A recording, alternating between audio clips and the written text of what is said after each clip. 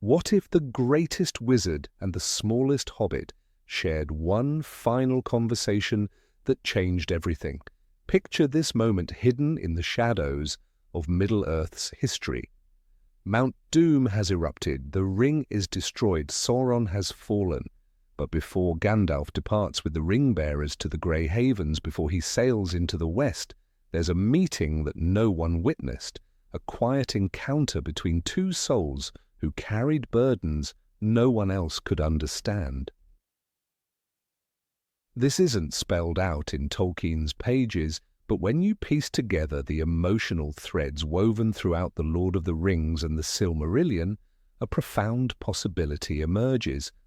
What if Gandalf and Frodo met one last time, not as wizard and hobbit, not as guide and ring-bearer, but as two beings forever changed by their journey through darkness?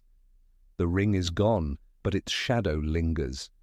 Frodo sits alone in Bag End, the wound from the Morgul blade still aching, the memory of the ring's weight still pressing on his soul. Everyone celebrates the victory, but Frodo knows a truth they can't grasp. Some wounds never heal. Some prices can never be repaid. He saved Middle-earth, but in doing so, he lost something essential about himself. Meanwhile, Gandalf the Grey has become Gandalf the White, yet even he carries scars. For thousands of years he walked among the peoples of Middle-earth, guiding, protecting, hoping. He's watched kingdoms rise and fall, seen countless friends pass into memory. The War of the Ring marked the end of an age, but for Gandalf it also meant the completion of his mission. Soon he would return to Valinor, leaving behind a world he helped shape but could never truly call home. These two damaged souls, bound by shared sacrifice, needed closure neither could find elsewhere. So picture this scene, days before the departure from the Grey Havens, when the autumn mist rolls through Hobbiton and most hobbits are settling down for second dinner. Gandalf arrives at Bag End, not with fanfare or pipe smoke, but quietly, almost hesitantly. He finds Frodo sitting by his garden gate, staring west toward the sea he's never seen, but somehow longs for. No words are exchanged at first. What could they say that hadn't already been spoken on the slopes of Mount Doom or in the Houses of Healing? Instead, they sit in comfortable silence, two old companions who've seen too much. Finally, Frodo speaks, his voice barely above a whisper. "It doesn't feel like victory, does it?" And Gandalf, for perhaps the first time in his long existence, admits his own weariness. "No, my dear Frodo, it feels like survival." This conversation becomes something deeper than either expected. Frodo confesses what he's never told Sam or Merry or Pippin, how the ring still calls to him in dreams, how food tastes like ash and laughter sounds hollow, how he saved the Shire but can no longer find peace within it. The victory everyone celebrates feels like exile to him. Gandalf listens without judgment, understanding Frodo's pain in ways no one else could. He shares his own burden, the weight of guiding others while never being able to fully belong among them. For millennia, he's been a guardian watching from the edges, powerful enough to influence events but never to control them. He's seen so many friends grow old and die while he remained unchanging, a constant witness to the passage of time. But here's where their conversation takes an unexpected turn. Frodo asks the question that's been haunting him since the ring's destruction. Was it worth it? All the pain, all the loss, all the things we can never get back? Gandalf considers this carefully, looking out over the Shire that Frodo helped save, but can no longer enjoy. "Worth is a strange word," he says finally. "The ring had to be destroyed, that was beyond question. But worth suggests a calculation, as if we could weigh suffering against salvation and find some cosmic balance. He pauses, watching smoke rise from hobbit holes where families gather for evening meals. Perhaps the better question isn't whether it was worth it, but whether we had a choice. And having no choice, whether we acted with courage and love. This distinction matters more than it might initially seem. Throughout The Lord of the Rings, Tolkien explores the theme of providence and free will. Characters often feel compelled by forces beyond their understanding, yet they still must choose how to respond. Frodo didn't choose to inherit the ring, but he chose to carry it. Gandalf didn't choose to be sent to Middle-earth, but he chose how to fulfill his mission. Their conversation deepens as evening falls. Frodo reveals something he's kept hidden even from himself. Part of his pain comes not just from what he lost, but from what he discovered about his own capacity for both heroism and failure. At the cracks of doom, he claimed the ring for himself.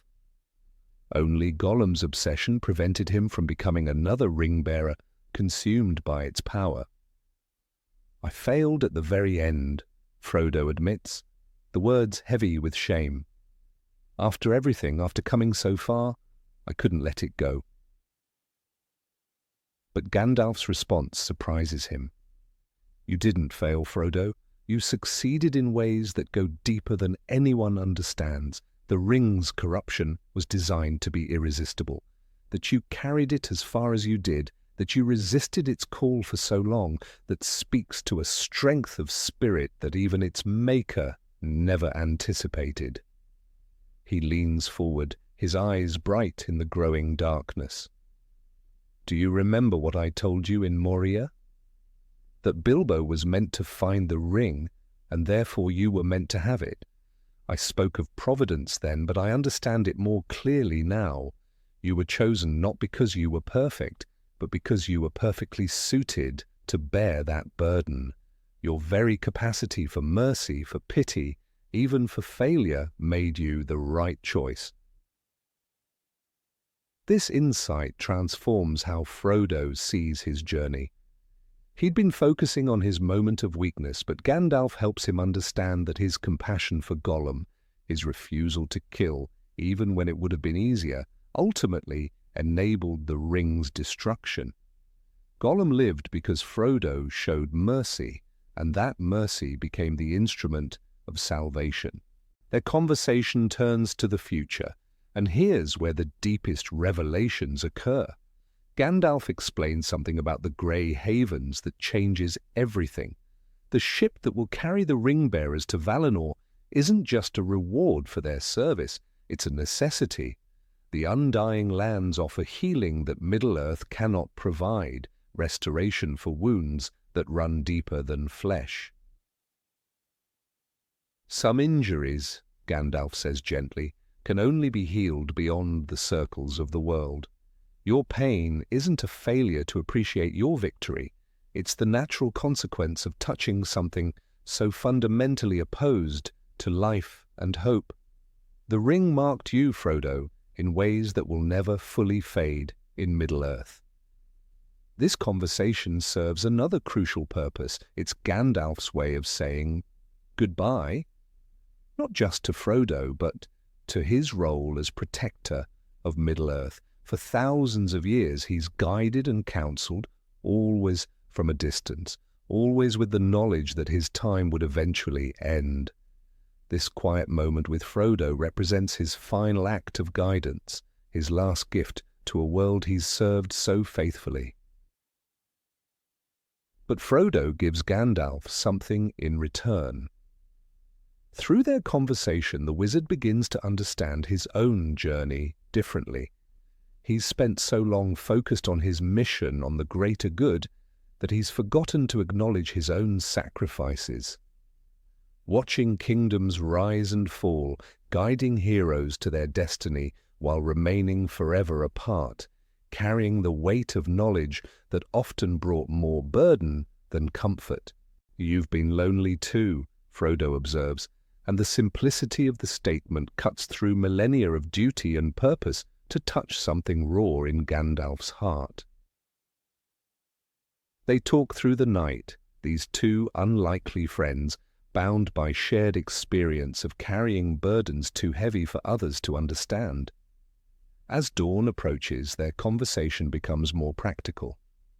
Gandalf helps Frodo understand what awaits in Valinor, not as a place of eternal reward, but as a realm where healing is possible. It's not an ending, Gandalf explains. It's a transformation. The Frodo who sails west will not be the same as the one who sits here now, but neither will he be lost. Pain can be transformed into wisdom, loss into understanding, weariness into peace. This promise matters because it reframes Frodo's departure. He's not fleeing Middle-earth in defeat or abandoning his friends in selfishness. He's seeking the only healing that can restore what the ring took from him. And in finding that healing, he becomes part of something larger than his individual story. As the sun rises over the Shire, casting long shadows across the garden, their conversation comes to its natural conclusion. But something has shifted between them. They're no longer wizard and hobbit, guide and follower. They're companions in the truest sense, souls who've glimpsed the deepest mysteries of existence and found solace in shared understanding. Gandalf rises to leave, but before he goes, he shares one final insight. The greatest victories often look nothing like what we expected. You thought you were destroying a ring, Frodo, but you were actually healing a wound in the very fabric of creation. The ring wasn't just Sauron's tool, it was Middle-earth's sickness made manifest. In destroying it, you didn't just defeat an enemy, you restored the natural order. This perspective transforms everything. Frodo's journey becomes not just heroic but cosmic in scope. He served as Middle-earth's physician, carrying its poison to the only place it could be cleansed. His pain becomes sacred, his wound a sign of ultimate service. After Gandalf leaves, Frodo sits in his garden with new understanding. The ache in his shoulder, the shadow in his dreams, the disconnection from simple pleasures, all of these are become bearable because they have meaning. He carried Middle-earth's darkness so others could walk in light. His sacrifice enabled the Fourth Age, the time of men, the age of healing and rebuilding. This secret meeting explains so much about Frodo's final choice. When he sails from the Grey Havens, he's not running away from life, but toward a different kind of existence. He's not abandoning his friends, but ensuring that his healing will somehow benefit them as well. The Undying Lands aren't an escape, but a completion, the final movement in a symphony that began in a hobbit hole with 13 dwarves and a wizard. The conversation also reveals why Gandalf's departure feels so right, despite the sadness it brings. His mission in Middle-earth is complete, not because the world is perfect, but because it no longer needs his kind of guidance. The age of miracles is ending, giving way to the age of choice, where mortals will shape their own destiny without the direct intervention of the wise. But perhaps the most profound aspect of their secret meeting is what it suggests about the nature of heroism itself. Both Frodo and Gandalf discovered that true heroism isn't about glory or recognition.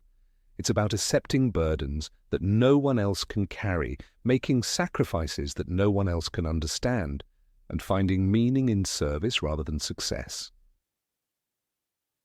Their conversation becomes a meditation on the cost of doing good in a world touched by evil. Not everyone who serves the light emerges unchanged. Some victories require pieces of ourselves that can never be recovered. Some wounds never heal, but they can be transformed into wisdom that helps others avoid similar pain. This secret meeting also serves as Tolkien's commentary on the aftermath of great conflicts. Victory in war doesn't automatically bring peace to the warriors. The soldiers who defeat evil often carry its shadow within them. The healers who touch darkness are sometimes marked by it. The shepherds who guide others to safety may lose their own way home. Yet the conversation between Gandalf and Frodo suggests that these costs, however painful, are not meaningless. They become part of a larger tapestry of sacrifice and redemption that gives depth and weight to victory. Without understanding the price paid, we cannot fully appreciate the gift received. As their final meeting draws to a close, both characters find peace not in their achievements, but in their connection to something greater than themselves. Frodo understands that his pain serves a purpose, that his wound becomes a window through which grace can enter the world. Gandalf realizes that his long exile from Valinor wasn't punishment, but preparation, a deepening of wisdom that will enrich his eternal existence. Their secret conversation becomes the missing piece that completes the Lord of the Rings emotional arc. It bridges the gap between triumph and departure, between victory and healing, between the end of one story and the beginning of another. Most importantly, it reminds us that the greatest heroes are often those who suffer most for their service, and the deepest healing sometimes requires leaving everything familiar behind. In the end, what makes this imagined meeting so compelling isn't its dramatic revelation or hidden knowledge, it's the quiet recognition between two souls who've glimpsed eternity and found it both terrible and wonderful. They've seen what mortals aren't meant to see, carried burdens that would crush lesser spirits, and emerged not unscathed but transformed. Their final conversation doesn't provide easy answers or comfortable conclusions. Instead, it offers something more valuable, the understanding that some wounds become sacred, some pain becomes purposeful, and some endings are actually beginnings in disguise. When Frodo sails into the West, he carries with him not just his own healing, but the hope of restoration for all who serve the light at great personal cost. That's the secret Gandalf shared with him in those quiet hours before dawn, that heroism isn't measured by what we gain, but by what we're willing to lose, and that the deepest victories often look like defeats to those who haven't paid the price of understanding.